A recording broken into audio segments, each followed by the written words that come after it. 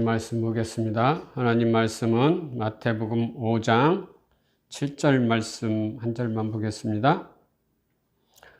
긍휼히 여기는 자는 복이 있나니 그들이 긍휼히 여김을 받을 것임이요. 아멘.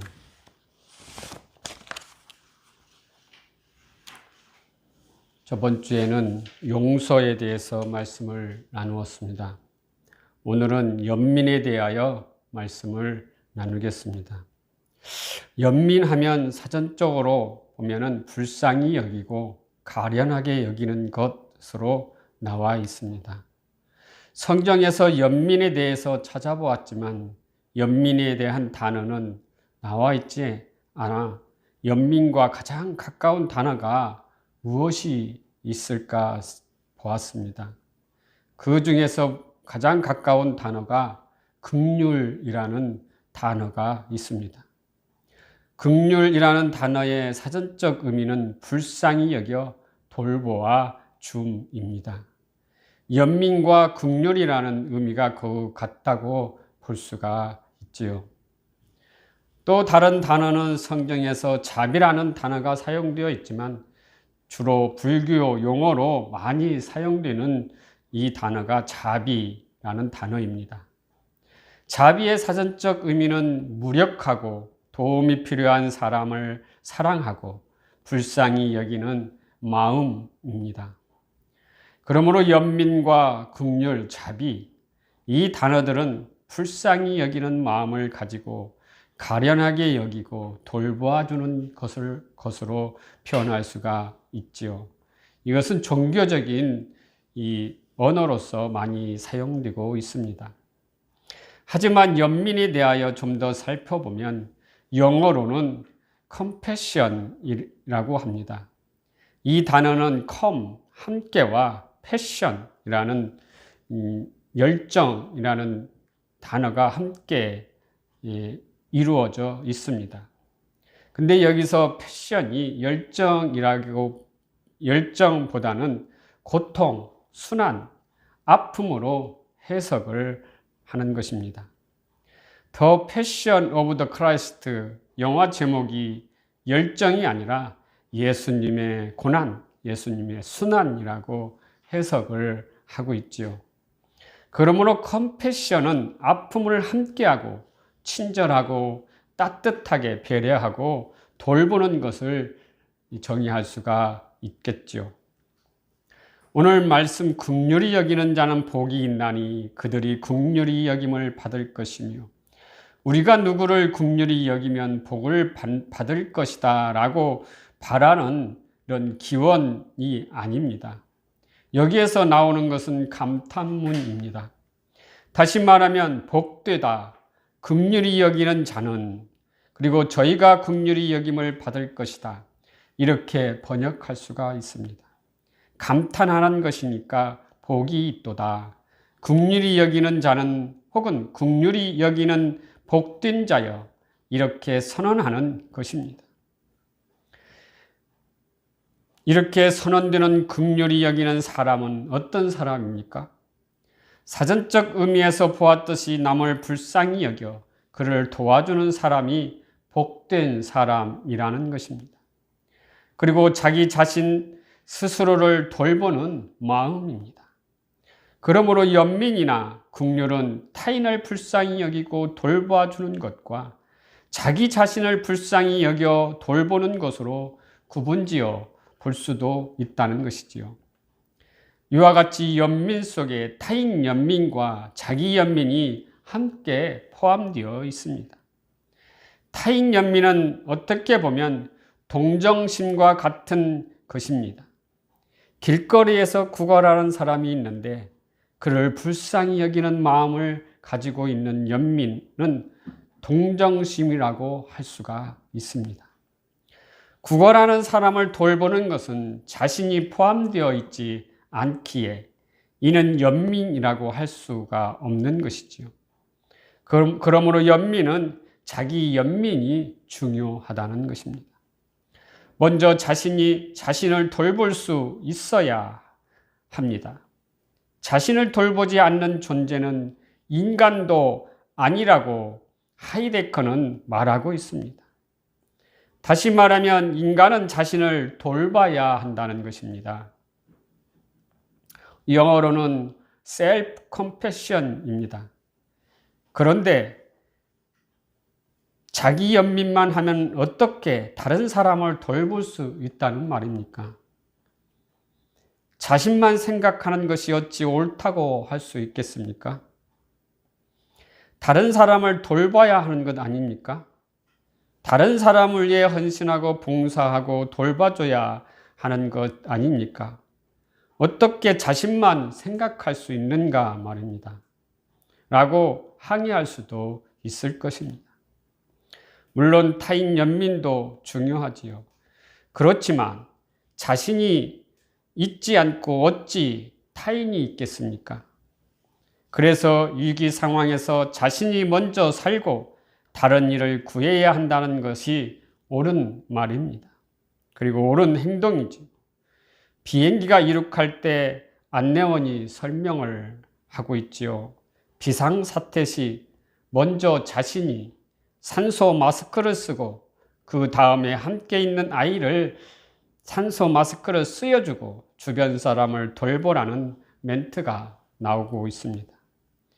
비행기가 위기 상황에서 먼저 자신이 살아야 다른 일을 구할 수 있기에 안내원의 안내 방송은 먼저 셀프 컴패션을 하라는 것이지요. 나 자신을 전적으로 받아들일 수 있는 사람은 궁극적으로 나 자신밖에 없다는 것입니다.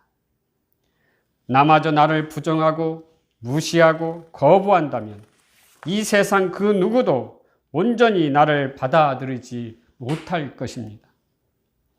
하나님께서도 인간을 창조하실 때 자신의 형상으로 만드셨습니다. 각자 특별한 존재로 만드셨습니다.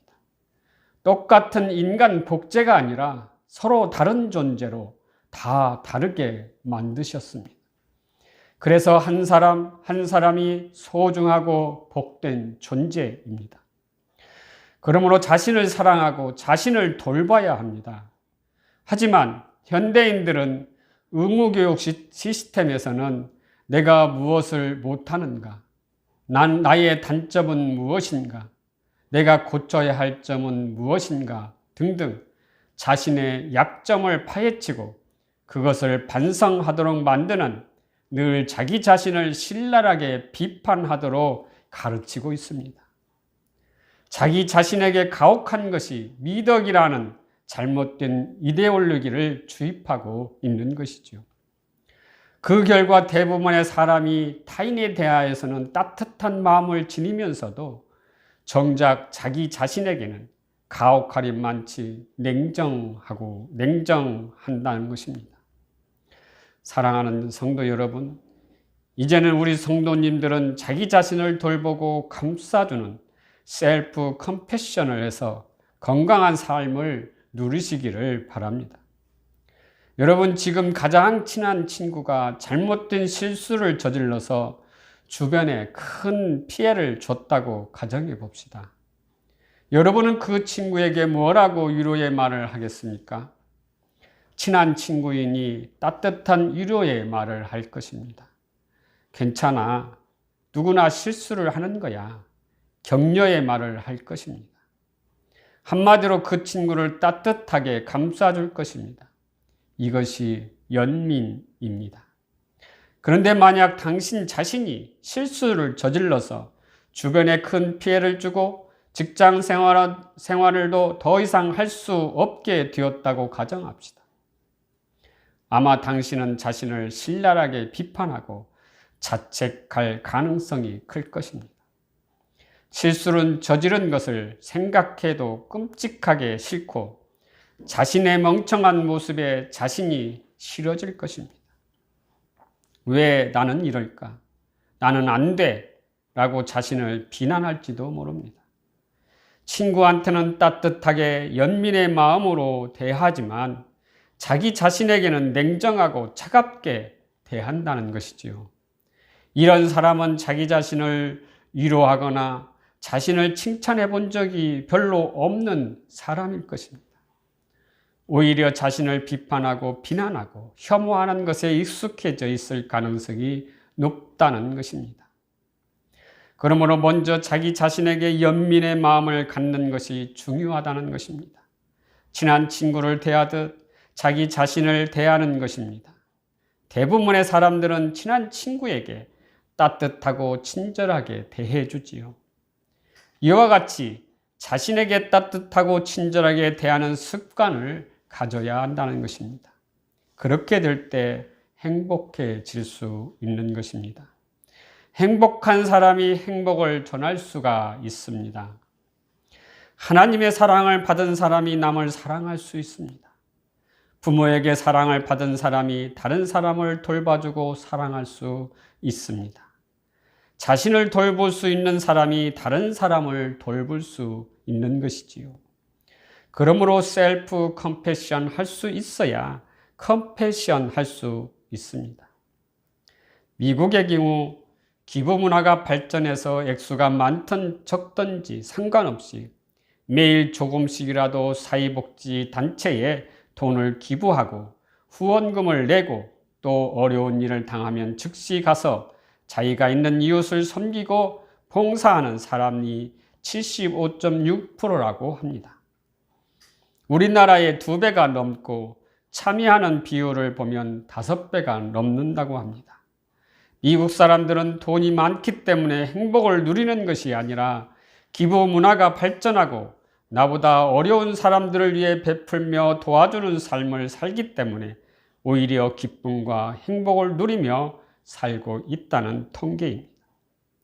그래서 우리가 한 번뿐 이 땅에서의 삶을 최선으로 살려면 가장 행복한 삶을 살아야 하는데, 가장 행복한 삶은 베푸는 삶이라는 것이지요.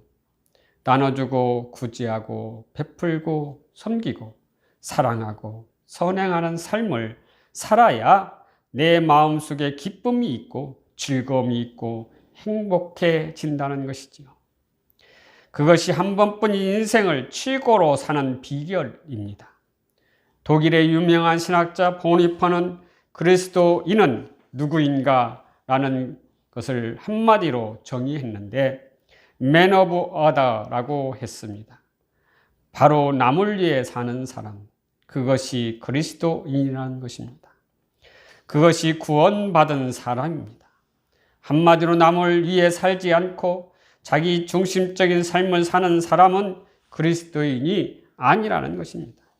다른 사람을 생각하고 배려하고 베풀고 그들을 위해 사는 삶을 사는 이가 바로 그리스도인입니다.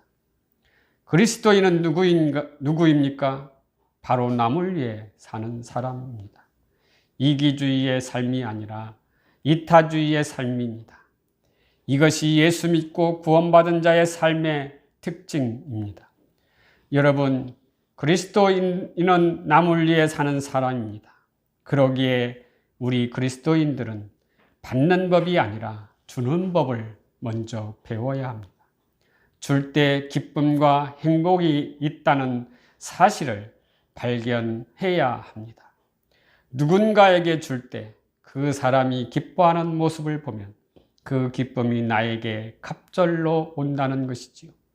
누군가가 행복할 때 그 행복이 나에게 흘러와서 갑절로 나타난다는 것입니다. 이것이 진리인 줄 믿으시고 베푸는 삶을 사시길 주님의 이름으로 축복합니다. 이 세상은 하나님의 연민에 목말라 있습니다. 실제로 절대 빈곤으로 먹을 것이 없어서 배고픈 사람들의 신음소리, 상대 빈곤이 아닌 절대 빈곤층이 너무 많이 있습니다. 배고픔에 굶주린 사람들이 너무나 많다는 것입니다. 조금만 눈을 열어보면 우리 주위에 얼마든지 있습니다. 육신의 질병으로 신음하는 사람들도 많습니다. 그리고 많은 사람들은 고독해서 신음하고 있습니다. 이런 고독과 어려움 가운데 신음하는 사람들이 너무나 많다는 것이지요. 이런 사람들이 우리 주위에 많이 있습니다. 이 세상은 하나님의 연민에 목말라 있다는 것이지요.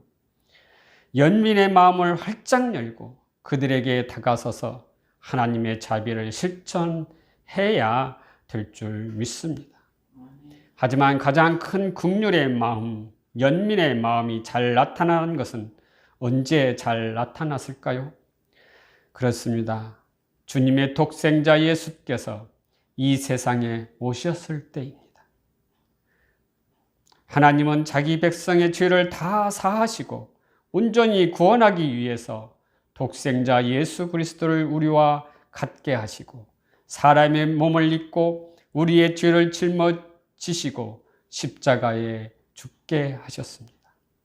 하나님이신 예수님께서 십자가의 죽음으로 우리의 죄악이 얼마나 크고 심각한지를 알게 되었습니다.